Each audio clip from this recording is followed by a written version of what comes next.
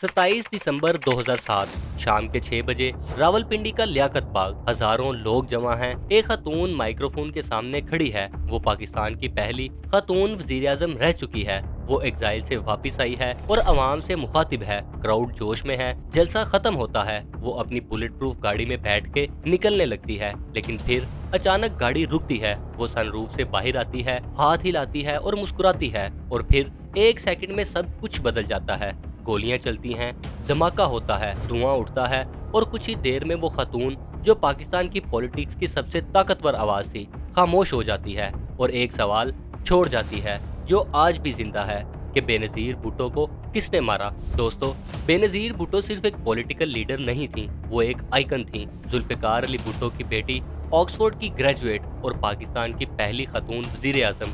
उनकी political journey शुरू हुई 1970s में, जब उनके वालिद पाकिस्तान पीपल्स पार्टी बना रहे थे। 1979 में जब जनरल जिया ने उनके वालिद को फांसी दी, तो बेनजीर ने पॉलिटिक्स में प्रॉपर एंट्री ली। 1988 में जब जिया का प्लेन क्रैश हुआ, तो पाकिस्तान में इलेक्शंस हुए। बेनजीर ने पाकिस्तान पीपल्स पार्टी को जिताया।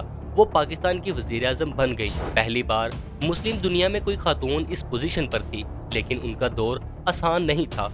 ओपोजिशन थी, इस्टेब्लिशमेंट से टकराव था, करप्शन के इल्जामात थे, और 1990 में उनकी गवर्नमेंट डिसमिस हो गई। 1993 में फिर वापस आई, 1996 में फिर डिसमिस, और फिर 1999 में मुशर्रफ का मार्शल लॉ आ गया। बेनजीर और उनके शोहर आसिफ जरदारी पर केसेस बन गए, करप्शन, मनी लॉन्ड्रिंग। उन्हें लगा कि पाकिस्तान में रहना अब महफूज नहीं। 1998 से 2007 तक वो दुबई और लंदन में एग्जाइल में रहे। वैसे ये कितना अच्छा है कि पाकिस्तान पे हुकूमत भी करो और फिर दुबई और लंदन जैसे लग्जरी मुल्कों में भाग जाओ। खैर, 2007 तक हालात बदलने लगे। मुशर्रफ की गवर्नमेंट कमजोर हो रही थी, लायर्स मूवमेंट चल रही थी, पॉलिटिकल प्रेशर बढ़ रहा था। मुशर्रफ ने डिसाइड किया कि वो बेनजीर से डील करे। एनआरओ, नेशनल रिकॉन्सिलिएशन ऑर्डिनेंस, इस डील के तहत सब केसेस खत्म हो गए। बेनजीर को वापस आने की इजाजत मिली और 18 अक्टूबर 2007 को वो कराची एयरपोर्ट पर उतरी। लाखों लोग उन्हें लेने आए। जलसा था, जश्न था, लेकिन वो दिन सुर्ख भी था। कराची में कारसाज पर उनकी रैली पर सुसाइड अटैक हुआ। 139 लोग मारे गए। बेनजीर बच गईं, लेकिन पैगाम मिल गया था कि तुम्हारी जान खतरे में है। उस अटैक के बाद से बेनजीर को लगातार धमकियां मिल रही थीं, तालिबान से, अलकायदा से। वो जानती थीं कि उनकी जान को खतरा है। उन्होंने एक लेटर लिखा था जिसमें उन्होंने कहा था कि अगर उनके साथ कुछ हुआ तो जिम्मेदार कौन होंगे। इस लेटर में उन्होंने कुछ नाम लिए थे, कुछ पावरफुल लोगों के नाम। उन्होंने मुशर्रफ को लेटर लिखा और सिक्योरिटी की डिमांड की, लेकिन जो सिक्योरिटी मिली वो नाकाफी थी। उनकी गाड़ी बुलेट प्रूफ थी, लेकिन जैमिंग डिवाइसेस नहीं थी, एडिकेट सिक्योरिटी गार्ड्स नहीं थे, पीएसओ प्रॉपर्ली ट्रेंड नहीं था। 27 दिसंबर को लियाकत बाग रावलपिंडी में जलसा था। ये वो जगह थी जहां पहले भी प्राइम मिनिस्टर लियाकत अली खान को कत्ल किया गया था। बेनजीर को मालूम था कि ये जगह खतरनाक है, लेकिन रैली जरूरी थी। इलेक्शंस आने वाले थे जनवरी में। पाकिस्तान पीपल्स पार्टी की कैंपेन अपने उरूज पर थी। शाम को जलसा शुरू हुआ, हजारों लोग थे। बेनजीर ने तकरीर की, आवाम से डेमोक्रेसी की बात की, उम्मीद की बात की। फिर जलसा खत्म हुआ। वो अपनी गाड़ी में बैठ गई। गाड़ी चलने लगी, लेकिन अचानक रुकवाई गई। सपोर्टर्स बहुत थे, वो नारे लगा रहे थे। बेनजीर गाड़ी की सनरूफ से बाहर आई ताकि सपोर्टर्स को देखें, हाथ हिलाएं, मुस्कुराएं, और फिर एक शख्स करीब आया। उसने पिस्टल निकाला, 3 गोलियां चलाईं। एक बेनजीर को लगी और इसके फौरन बाद उस शख्स ने अपने आप को सुसाइड बॉम्बर से उड़ा दिया। धमाका इतना बड़ा था कि गाड़ी हिल गई। बेनजीर गाड़ी के अंदर गिर गईं। उन्हें फौरन रावलपिंडी जनरल हॉस्पिटल ले जाया गया। डॉक्टर्स ने कोशिश की, लेकिन बहुत देर हो चुकी थी। शाम 6:16 पर हमला हुआ था और रात तक बेनजीर भुट्टो की मौत का ऐलान हो गया। पाकिस्तान में सदमा फैल गया। अवाम रोने लगी। पाकिस्तान पीपल्स पार्टी वर्कर्स सड़कों पे आ गए। पूरे मुल्क में एहतजाज शुरू हो गए। गाड़ियां जलाई गईं, धरने हुए। लेकिन एक बड़ा सवाल सबके जहन में था, ये कैसे हुआ और किसने किया।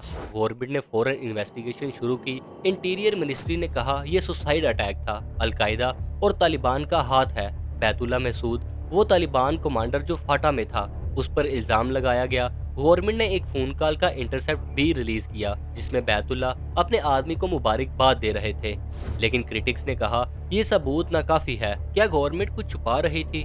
सबसे कंट्रोवर्शियल बात यह थी कि क्राइम सीन को फौरन फायर ब्रिगेड के पानी से धो दिया गया। एविडेंस खत्म हो गया। पोस्टमार्टम रिपोर्ट में कहा गया कि बेनज़ीर की मौत सनरूफ के लीवर से सर टकराने की वजह से हुई, गोली से नहीं। लेकिन ये वर्जन कबूल नहीं किया गया। बेनज़ीर के करीबी लोगों ने कहा ये झूठ है, गवर्नमेंट कवर अप कर रही है।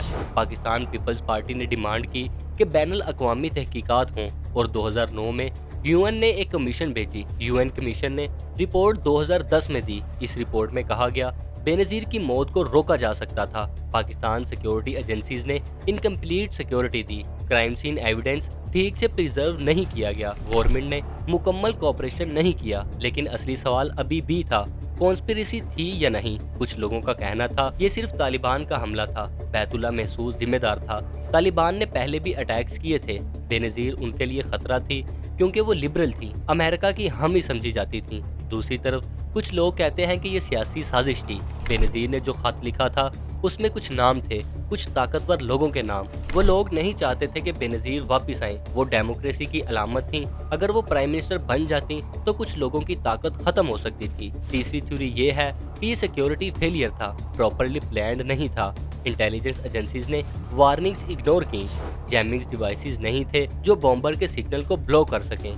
पीएसओ ट्रेंड नहीं था और सबसे बड़ी बात, बेनज़ीर को सनरूफ से बाहर आने से किसी ने नहीं रोका। आज 18 साल बाद भी हकीकत वाज़ह है। बैतुल्ला महसूद 2009 में ड्रोन अटैक में मारा गया। केसेस चले, कुछ मुलजिम गिरफ्तार हुए, लेकिन कोई बड़ा नाम सामने नहीं आया।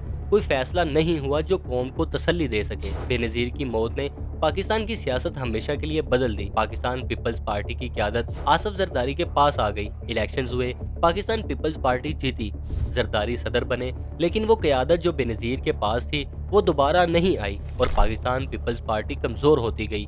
बेनज़ीर की कब्र गड़ी खुदा बख्श में है। हर साल हजारों लोग जाते हैं, शम्माएं जलती हैं, आवाज गूंजती है, जिए भुट्टो। लेकिन एक सवाल आज भी जिंदा है, पाकिस्तान कभी जान पाएगा कि बेनज़ीर को वाकई किसने मारा? ये सिर्फ तालिबान थे या कोई और भी था? क्या ये राज हमेशा राज ही रहेगा?